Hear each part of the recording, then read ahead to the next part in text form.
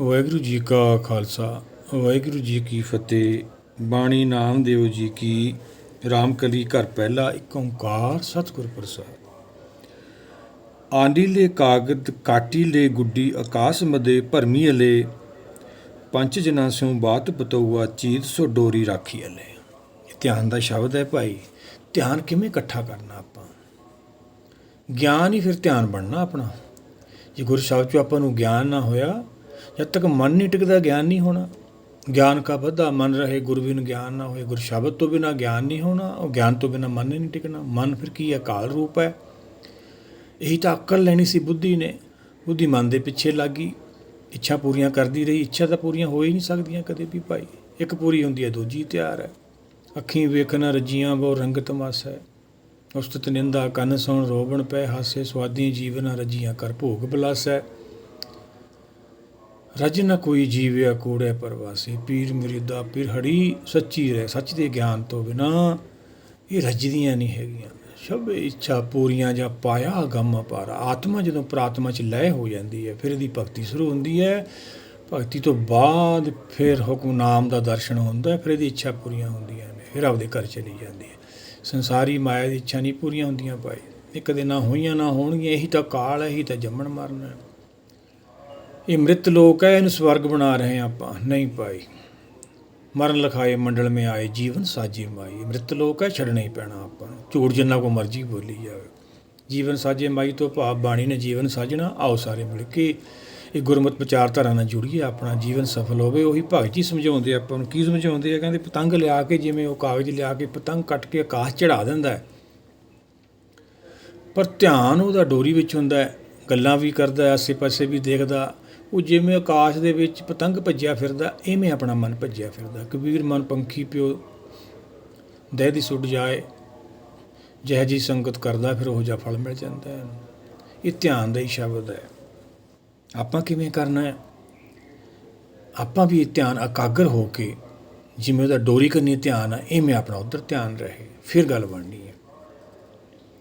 ਪੰਜ ਜਨਾਂ ਸਿਉ ਬਾਤ ਬਤਊਆ ਚੀਤ ਸੋ ਡੋਰੀ ਰਾਖੀ ਅਲੇ। ਮਨ ਰਾਮ ਨਾਮਾ ਬੇਦੀ ਅਲੇ ਜੈਸੇ ਕਨਕ ਕਲਾ ਚਿਤ ਮਾਂਡੀ ਅਲੇ। ਐ ਮਨ ਦੇ ਨਾਲ ਆਪਦੇ ਮੂਲ ਨਾਲ ਮਨ ਨੂੰ ਬਿੰਨਣਾ ਮਾਂ, ਜਿਵੇਂ ਉਹ ਸੁਨਿਆਰਾ ਕਣਕ ਸੋਨੇ 'ਤੇ ਕਲਾ ਪਾਉਂਦਾ ਹੈ। ਕਿਵੇਂ ਉਹਦਾ ਧਿਆਨ ਇਕਾਗਰ ਹੁੰਦਾ ਵਾ। ਜੇ ਧਿਆਨ ਇਕਾਗਰ ਨਾ ਹੋਵੇ, ਉਹ ਕਲਾ ਉਹਦੇ ਉੱਪਰ ਪਾ ਹੀ ਨਹੀਂ ਸਕਦਾ, ਮੀਨਾਗਿਰੀ ਕਰ ਹੀ ਨਹੀਂ ਸਕਦਾ। ਇਵੇਂ ਹੀ ਉਹ ਗੁਰਸਿੱਖ ਗੁਰਬਾਣੀ ਨੂੰ ਮੰਨਣ ਵਾਲੇ ਇਹੋ ਜਿਹੀ ਇਕਾਗਰ ਅਵਸਥਾ ਵਾਲੇ ਹੁੰਦੇ ਆ। ਐਂ ਧਿਆਨ ਉਹਨਾਂ ਦਾ ਜੁੜਿਆ ਰਹਿੰਦਾ। ਆਪਾਂ ਸੁਖਮਨੀ ਸਾਹਿਬ ਦੇ ਬਚਨ ਲੈ ਲਈਏ।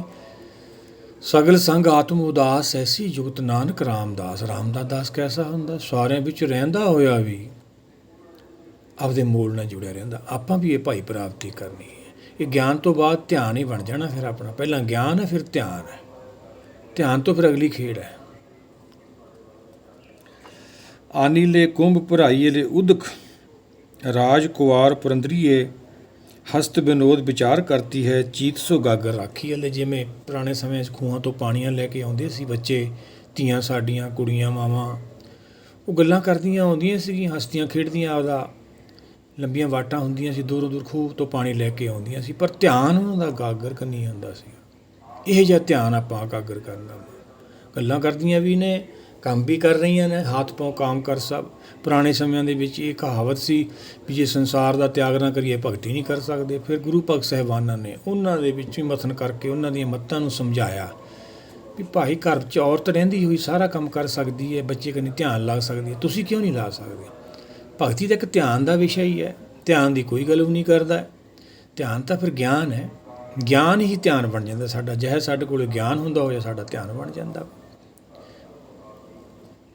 ਕਹਿੰਦੇ ਜਿਵੇਂ ਉਹ ਕੁੜੀਆਂ ਘੜੇ ਕੰਨੀ ਧਿਆਨ ਰੱਖਦੀਆਂ, ਗਾਗਰ ਕੰਨੀ, ਇਵੇਂ ਆਪਾਂ ਆਪਦੇ ਮੂਲ ਕੰਨੀ, ਹਰ ਕੰਨੀ ਖਿਆਲ ਰੱਖਣਾ। ਅੱਗੇ ਭਗਤ ਜੀ ਕੀ ਸਮਝਾਉਂਦੇ ਆ?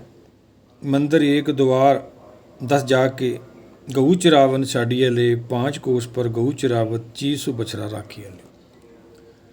ਗਾਂ ਬਹੁਤ ਦੂਰ ਤੱਕ ਚਲੀ ਜਾਂਦੀ ਹੈ, ਲੇਕਿਨ ਧਿਆਨ ਉਹਦਾ ਬੱਚੇ 'ਚ ਹੀ ਹੁੰਦਾ ਵਾ। ਇਵੇਂ ਧਿਆਨ ਆਪਣਾ ਰਹਿਣਾ ਚਾਹੀਦਾ ਵਾ। ਕਹਿਤ ਨਾਮ ਦਿਓ ਸੁਣੋ ਤਲੋਚਨ ਬਾਲਕ ਪਾਲਨ ਪੌੜੀ ਅਲੇ। ਅੰਤਰ ਬਾਹਰ ਕਾਜ ਵਿਰੋਧੀ ਚੀਤ ਸੁਬਾਰਕ ਰਾਖੇ। ਜਿਵੇਂ ਔਰਤ ਜਿੰਨੀ ਮਰਜ਼ੀ ਕੰਮ ਕਰੀ, ਉਹਦਾ ਧਿਆਨ ਬੱਚੇ 'ਚ ਹੀ ਰਹਿੰਦਾ ਵਾ। ਜਦੋਂ ਬੱਚਾ ਸੌਂ ਜਾਂਦਾ ਹੈ ਤੇ ਉਹਦੀ ਚਿੰਤਾ ਘਟ ਜਾਂਦੀ ਹੈ, ਪਰ ਧਿਆਨ ਬੱਚੇ 'ਚ ਹੀ ਹੁੰਦਾ ਵਾ। ਇਵੇਂ ਸਾਡਾ ਧਿਆਨ ਹੋਣਾ ਚਾਹੀਦਾ। ਜਿਵੇਂ ਬੱਚਾ ਉੱਠਦਾ ਉਵੇਂ ਸੁਰਤ ਫਿਰ ਜਿਹੜੀ ਮਾਂ ਬੱਚੇ ਕਰਨੀ ਧਿਆਨ 'ਚ ਤੇ ਚਲੇ ਜਾਂਦਾ, ਕਹਿਣ ਦੀ ਲੋੜ ਹੀ ਨਹੀਂ ਪੈਂਦੀ। ਇਵੇਂ ਜਦੋਂ ਮਨ ਇੱਛਾ ਪੈਦਾ ਕਰਦਾ ਹੈ, ਸਾਡੀ ਅਕਲ ਖੋ ਦਿੰਦਾ ਉਹ, ਫਿਰ ਸਾਡਾ ਧਿਆਨ ਤੋੜ ਦਿੰਦਾ ਵਾ। ਇਹ ਖਿਆਲ ਰੱਖਣਾ ਆਪਾਂ, ਜਿਵੇਂ ਮਾਂ ਬੱਚੇ ਨੂੰ ਪਾਲਦੀ ਉਹਦਾ ਖਿਆਲ ਰੱਖਦੀ ਹੈ, ਇਵੇਂ ਆਪਾਂ ਮਨ ਦਾ ਖਿਆਲ ਰੱਖਣਾ। ਇਹੀ ਤਪ ਹੈ, ਇਹਨੂੰ ਤਪ ਕਹਿੰਦੇ ਆ। ਪ੍ਰਭ ਕੇ ਸਿਮਰਨ ਜਪ ਤਪ ਪੂਜਾ। ਜਪ ਤੋਂ ਭਾਵ ਸਮਝਣਾ, ਸਮਝਣ ਤੋਂ ਬਾਅਦ ਤਪ ਸ਼ੁਰੂ ਹੁੰਦਾ। ਜਦੋਂ ਸਿਮਰਨ ਸਾਨੂੰ ਗਿਆਨ ਮਿਲਦਾ ਹੈ, ਤਪ ਤੋਂ ਭਾਵ ਮਨ 'ਤੇ ਪਹਿਰਾ ਦੇਣਾ, ਮਨ ਨੂੰ ਰੋਕ ਕੇ ਰੱਖਣਾ ਬੁਰਾਈਆਂ ਕਰਨੀਆਂ। ਫਿਰ ਉਸ ਤੋਂ ਬਾਅਦ ਸਾਡੀ ਪੂਜਾ ਸ਼ੁਰੂ ਹੁੰਦੀ ਹੈ। ਫਿਰ ਸਾਨੂੰ ਜਿਹੜਾ ਹੈਗਾ ਤਤ ਗਿਆਨ ਮਿਲਦਾ ਹੈ, ਆਤਮ ਖੁਰਾਕ ਮਿਲਦੀ ਹੈ। ਨਾਮ ਤਤ ਸਭ ਹੀ ਸਿਰ ਜਾਪੈ, ਬਿਨ ਨਾਮੇ ਦੁੱਖ ਕਾਲ ਸੰਤਾਪੇ। ਕਾਲ ਸਾਨੂੰ ਕਿਉਂ ਸੰਤਾਪਦਾ ਹੈ, ਕਿਉਂ ਜੰਮਣ ਮਨ 'ਚ ਲੈ ਜਾਂਦਾ ਹੈ, ਕਿਉਂ ਤੰਗ ਕਰਦਾ ਹੈ? ਕਿਉਂਕਿ ਆਤਮਾ ਭਟਕਦੀ ਹੈ। ਅਸੀਂ ਬਾਹਰ ਭੰਡਾਰੇ ਕਰੀ ਜਾਂਦੇ ਹਾਂ, ਲੰਗਰ ਲਾਈ ਜਾਂਦੇ ਹਾਂ, ਪਰ ਆਤਮਾ ਭਟਕਦੀ ਫਿਰਦੀ ਹੈ। ਉਹਨੂੰ ਉਹਦੀ ਖੁਰਾਕ ਹੀ ਨਹੀਂ ਮਿਲੀ। ਬ੍ਰਹਮ ਗਿਆਨੀ ਕਾ ਭੋਜਨ ਗਿਆਨ, ਉਹਨੂੰ ਤਾਂ ਗਿਆਨ ਮਿਲਿਆ ਹੀ ਨਹੀਂ ਗਾ। ਬਸ ਇਹਨੂੰ ਸਮਝਣਾ ਸੀਗਾ। ਇਹ ਦੋ ਦਹੀਆਂ ਨੇ ਆਪਣੀਆਂ, ਇੱਕ ਬਾਹਰਲੀ ਹੈ, ਇੱਕ ਅੰਦਰਲੀ ਹੈ। ਬਾਹਰਲੀ ਤਾਂ ਜਿਹੜਾ ਅਨਾਜ ਸਰੀਰ ਬਣਾਇਆ ਕੁਦਰਤ ਨੇ ਬਾਹਰ, ਉਹਦੀ ਖੁਰਾਕ ਦਿੱਤੀ। ਜਿਹੜੀ ਅੰਦਰਲੀ ਦੇਹੀ ਹੈ, ਉਹਦੀ ਖਾਤਰ ਬਾਣੀ ਭੇਜੀ ਸਤਿਗੁਰ ਦੇ ਰਾਹੀਂ ਪ੍ਰਗਟ ਕਰਕੇ। ਪਰ ਅਸੀਂ ਇਹਨੂੰ ਸੰਸਾਰੀ ਮੱਤਾਂ ਦੇ ਨਾਲ ਹੀ ਜੋੜੀ ਜਾਂਦੇ ਹਾਂ, ਸੰਸਾਰੀ ਮੱਤਾਂ ਦੇ ਅਰਥ ਕਰੀ ਜਾਂਦੇ ਹਾਂ। ਕਈ ਵੀ ਜਾਂਦੇ ਹਾਂ ਧੁਰ ਕੀ ਬਾਣੀ ਹੈ। ਇਹ ਨਿਰਾਕਾਰ ਦੁਨੀਆ ਦੀ ਬਾਣੀ ਹੈ, ਜਿੱਥੋਂ ਆਤਮਾ ਟੁੱਟ ਕੇ ਆਈ ਆ। ਜਿਵੇਂ ਜਿਵੇਂ ਆਪਾਂ ਟੁੱਟ ਕੇ ਆਏ ਹਾਂ, ਵਾਪਸੀ ਵੀ ਉਵੇਂ ਹੀ ਆ। ਜੇ ਹੁਣ ਆਪਾਂ ਨੂੰ ਸਮਝਾਂਗੇ ਨਹੀਂ, ਵਿਚਾਰਾਂਗੇ ਨਹੀਂ, ਸਾਨੂੰ ਪਤਾ ਕਿਵੇਂ ਲੱਗੂਗਾ? ਕੱਲ੍ਹ ਵੀ ਆਪਾਂ ਵਿਚਾਰ ਕੀਤੀ ਸੀ ਵੀ ਜੇ ਕਿਸੇ ਦੇ ਚਰਨ ਫੜ ਕੇ ਆਪਾਂ ਨੂੰ ਗਿਆਨ ਹੋ ਜਾਵੇ ਤਾਂ ਫਿਰ ਤਾਂ ਬਹੁਤ ਸੁਖਾਲਾ, ਪਰ ਅਸੀਂ ਫਿਰ ਵੀ ਨਹੀਂ ਹਟਦੇ ਹੈ। ਜੇ ਬੱਚਾ ਟੀਚਰ ਦੇ ਪੈਰ ਫੜ ਲਵੇ ਕਿਤੇ ਉਹ ਕਲਾਸ ਪਾਸ ਕਰ ਜਾਊਗਾ। ਨਹੀਂ ਭਾਈ, ਇਹ ਗਲਤੀਆਂ ਨਹੀਂ ਕਰਨੀਆਂ, ਸੇਵਾ ਨਹੀਂ ਹੁੰਦੀ। ਇਹਦਾ ਇੱਕ ਫਰਜ਼ ਹੁੰਦੇ ਨੇ, ਉਹ ਸੰਸਾਰੀ ਨੇ। ਗੁਰ ਸ਼ਬਦ ਦੇ ਨਾਲ ਜੁੜ ਕੇ ਹੀ ਆਪਾਂ ਨੂੰ ਇਹ ਗਿਆਨ ਮਿਲਣਾ ਵਾ। ਇਹਨੂੰ ਵਿਚਾਰਨਾ ਵਾ, ਸੁਣਨਾ ਵਾ, ਫਿਰ ਉਸ ਤੋਂ ਬਾਅਦ ਇਹਨੂੰ ਸਮਝਣਾ ਵਾ। ਗੁਰਸਾਖੀ ਜੋਤ ਪ੍ਰਗਟ ਹੋਏ, ਰਹਿ ਰਸ 'ਚ ਬਚਨ ਨੇ ਸਤਿਗੁਰਾਂ ਦੇ, ਫਿਰ ਤੁਹਾਡੇ ਅੰਦਰ ਇਹ ਜੋਤ ਪ੍ਰਗਟ ਹੋਊਗੀ। ਆਓ ਸਾਰੇ ਮਿਲ ਕੇ ਵਿਚਾਰ ਧਾਰਾ ਨਾਲ ਆਪਾਂ ਜੁੜੇ ਰਹੀਏ। ਆਪਣਾ ਵੀ ਸੰਸਾਰ 'ਤੇ ਆਇਆ ਸਫਲ ਹੋਵੇ, ਸਾਡਾ ਵੀ ਧਿਆਨ ਐਂ ਲੱਗ ਜੇ ਜੋ ਭਗਤ ਜੀ ਸਮਝਾਉਂਦੇ ਨੇ। ਵਾਹਿਗੁਰੂ ਜੀ ਕਾ ਖਾਲਸਾ, ਵਾਹਿਗੁਰੂ ਜੀ ਕੀ ਫਤਿਹ।